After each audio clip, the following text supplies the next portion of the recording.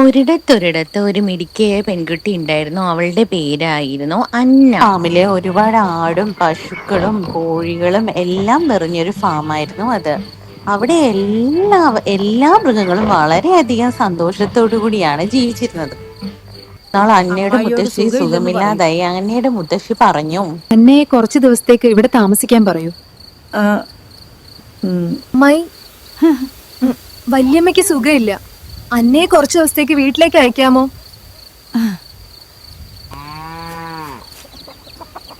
അമ്മമ്മയ്ക്ക് സുഖമില്ല. നീ ഈ മുട്ടയും പാലും കൊണ്ടു കൊടുക്കണം. അങ്ങനെ മുത്തശ്ശിയുടെ വീട്ടിലേക്ക് മുട്ടയും പാലുമായി അന്ന യാത്രയായി. സൂക്ഷിച്ചു പോയി വേഗം വരണം.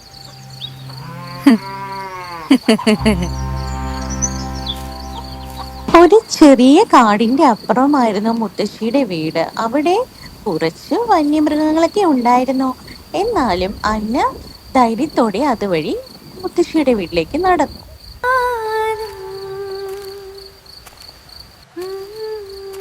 അങ്ങനെ അന്ന നടന്നു വരുന്നത് ചെടിയുടെ ഇടയിൽ നിന്ന് ഒരാൾ കാണുന്നുണ്ടായിരുന്നു. ആരുമല്ല, തന്ത്രശാലിയായ ഒരു കുറുക്കനായിരുന്നു. ആ കുറുക്കന് മുട്ടയും പാലും വേണം.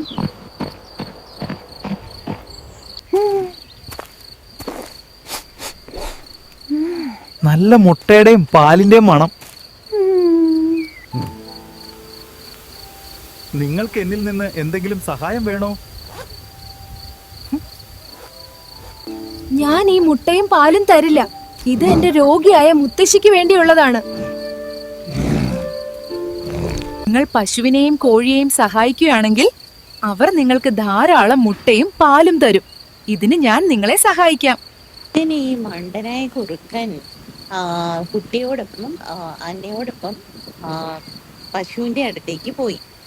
അങ്ങനെ പശുവിന്റെ അടുത്ത് ചെന്ന് പാൽ കറക്കാൻ തുനിഞ്ഞതും പശു ഒരു നോട്ടം അങ്ങോട്ട് നോക്കുകയും ഒരു ചവിട്ടം വെച്ചു. ധാരാളം പാൽ കുടിക്കാം.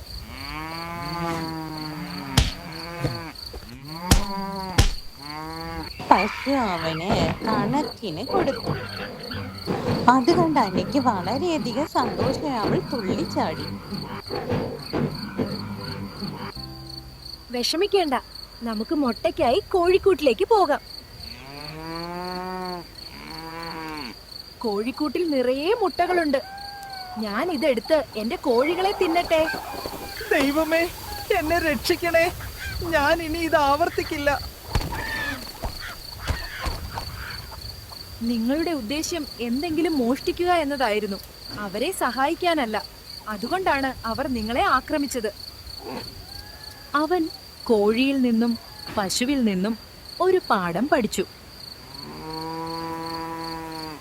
ദൈവമേ, ഞാൻ എങ്ങനെയോ ആ ജീവികളിൽ നിന്ന് രക്ഷപ്പെട്ടു.